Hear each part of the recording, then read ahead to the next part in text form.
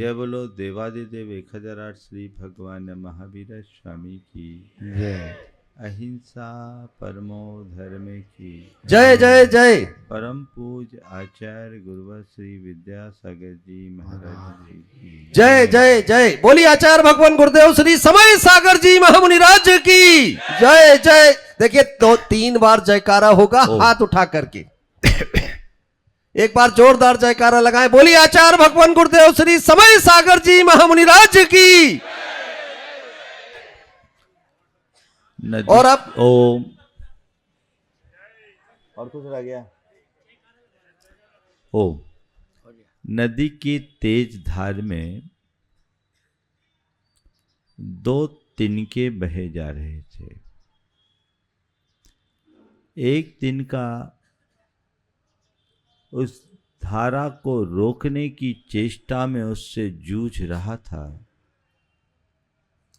और दूसरा इस भाव से कि नदी सागर तक की यात्रा में निकली है, चलो कुछ पल मैं भी इसके साथ बह चलूं, इस भाव से अहोभाव के साथ बहा जा रहा था। पहला तिनका जो नदी की धार से जूझ रहा था, अचानक एक तेज लहर उठी और उसके आघात से छत विक्षत होकर एक किनारे पर जा गिरा, लहूलुहान हो गया। और दूसरा तिनका जो अहोभाव से बह रहा था, सागर में जाकर समाहित हो गया। सच पूछो तो हमारे जीवन की भी कुछ ऐसी ही स्थिति है। 2 तरह के लोग होते हैं। कुछ लोग जो जीवन की धारा से जूझते हैं और कुछ लोग जो अहोभाव से भरकर जीवन जीने का रस लेते हैं। मैं आपसे सवाल पूछना चाहता हूं, आपके अंदर क्या है?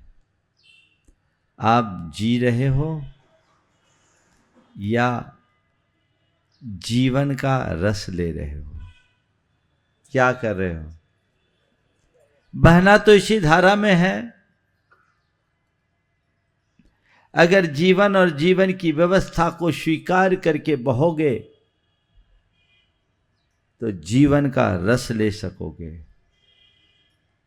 और उसे स्वीकार नहीं कर पाओगे तो इसी तरह जूझते हुए अपने जीवन को तहस नहस कर दोगे। अपने अंदर उतर करके देखो, मेरी स्थिति क्या है? ये दुर्लभ मनुष्य जीवन मुझे मिला है। अगर देखा जाए तो बहुत प्रकार की अनुकूलताएं भी आज प्राप्त है। आज आप भौतिक रूप से बहुत संपन्न दिख रहे हो। 30 बरस पहले जो जबलपुर था, आज के जबलपुर में जमीन आसमान का अंतर है ना? यहाँ जितने लोग बैठे हैं, 30 साल पहले उनकी जैसी स्थिति थी, आज उसमें भी जमीन आसमान का अंतर है ना?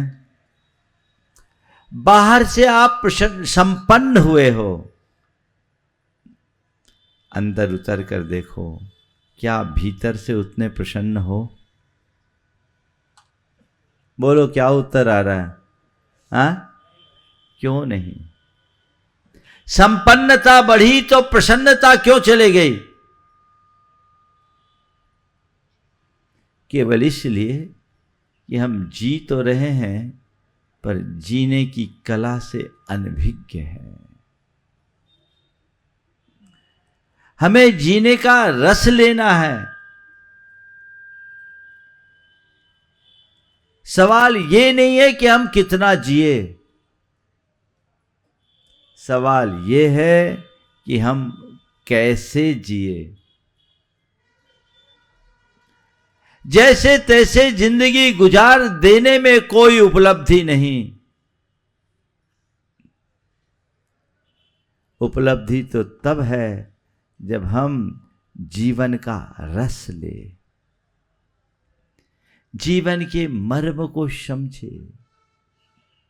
धर्म हमें और कुछ नहीं देता, हमें जीवन जीने की कला सिखाता है, एक नई दिशा देता है, जिसे पाकर हम अपने जीवन को बेहतरी के साथ जी सके, रस ले सके। आज आप लोग बहुत प्रफुल्लित दिखाई पड़ रहे हो। अभी अमित भाई बहुत सारी बातें कर रहा था, मुझे तो लग रहा है कि बाकी को जितनी खुशी है उसमें सबसे ज़्यादा खुशी इसको हो रही होगी, क्योंकि उसके सच्चे होने का प्रमाण प्रकट होने जा रहा है ना? हिंडोरिया में बहुत सारी बातें वो कहा था। तो निश्चित गुरुजनों के सानिध्य को पाने के बाद मन में हर्ष उमड़ता है, लेकिन अपने मन से पूछो कि गुरुजनों के सानिध्य से हमें ऐसा क्या मिलता है जो मन इतना हर्षित होता है। बोलो। जिसके पीछे आप रात दिन पागल होते हो ना, उनमें से कुछ भी हम लोगों के पास नहीं है। है क्या? हाँ, है नहीं। दूसरी बात, नहीं है इसका मतलब ये नहीं कि इनका अभाव है। हमने तो उन सब से अपने आप को विमुख किया है, उनको छोड़ा है। और क्यों छोड़ा है? क्योंकि हमें वे चीजें जी के जंजाल की तरह दिखी, हमने उसे छोड़ दिया। और सद्गुरु जिसे खुद जी का जंजाल मान करके छोड़ दे, वे तुम्हें देने की कभी सोच भी नहीं सकते। सोच सकते क्या? बोलो। तो जो तुम चाहते हो, जिसके पीछे पागल होते हो, वो उसका कुछ भी हमारे पास नहीं है और नहीं देने की संभावना है। फिर भी आप लोग हम लोगों के पास क्यों आते हो? इतने हर्षित क्यों हो? इतने आनंदित क्यों हो? इतनी मेहनत, इतना प्रयास किसके लिए? बोलो, किसके लिए? आप लोग रोज ये पंक्तियां दोहराते हो, जग की नश्वरता का सच्चा, क्या? जग की नश्वरता का सच्चा दिग्दर्शन करने वाला है या दिग्दर्श कराने वाला है। जिसे जीवन की नश्वरता का बोध होगा वही आत्मा की अमरता को प्राप्त कर पाएगा, दूसरा नहीं। गुरुजनों से हमें ज्यादा कुछ नहीं मिलता। एक दिशा मिलती है, एक दृष्टि मिलती है कि देखो तुम जिसके पीछे भाग रहे हो वो सुख बाहर नहीं भीतर है। अपने अंदर उतरो। तुम्हारी संपन्नता में सुख नहीं, आंतरिक प्रसन्नता में सुख है। समृद्धि में आनंद नहीं, संतुष्टि में आनंद है। अपने भीतर की प्रसन्नता को टिकाए रखने के लिए, अपने मन की संतुष्टि को बनाए रखने के लिए हमें धर्म का आश्रय लेने की जरूरत है। हम लोग 2 लाइनों को अगर चरितार्थ कर ले तो हमारा जीवन कृतार्थ हो जाएगा। होकर सुख में मग्न न फूलूं, दुख में कभी न घबराऊं, इष्ट वियोग अनिष्ट योग में। सुख में मग्न होकर के मैं फूलूं नहीं और दुख में कभी घबराऊं नहीं। इष्ट का वियोग हो और अनिष्ट का संयोग हो, मैं इसमें सहनशीलता बनाए रखूं। यही तो जीवन की सबसे बड़ी उपलब्धि है। सुख दुख हमारे हाथ में नहीं है, संयोग वियोग हमारे हाथ में नहीं है, लाभ हानि हमारे हाथ में नहीं है, और जीवन मरण हमारे हाथ में नहीं है। है क्या? बोलो। सुख दुख, संयोग वियोग, लाभ हानि, जीवन मरण, ये कोई हमारे हाथ में है? हमारे हाथ में क्या है? इनमें क्षमता रखना हमारे हाथ में है, और धर्म का यही मर्म है। क्या हमारे हाथ में? सुख दुख में क्षमता रखना, संयोग वियोग में क्षमता रखना, लाभ हानि में क्षमता रखना, जीवन मरण में क्षमता रखना। जिसके हृदय में ये बात जग गई, समझ लो उसका जीवन धन्य हो गया, वो कभी दुखी नहीं हो सकता। अभी क्या होता है बोलो? जब थोड़ा अच्छा होता है तो मन फूल जाता है, और कई लोग तो इतना फूलते हैं कि सब कुछ भूल जाते हैं, है ना भैया? ये अच्छा आज है, कल अच्छा रहे कोई गारंटी है? और तुम जिसमें अपने आप को सुखी मान रहे हो, तुम्हें सुखी बना रहा है कि तुम्हारी और तृष्णा को बढ़ा रहा है? इसे तो देखो। अनुभव क्या बोलता है?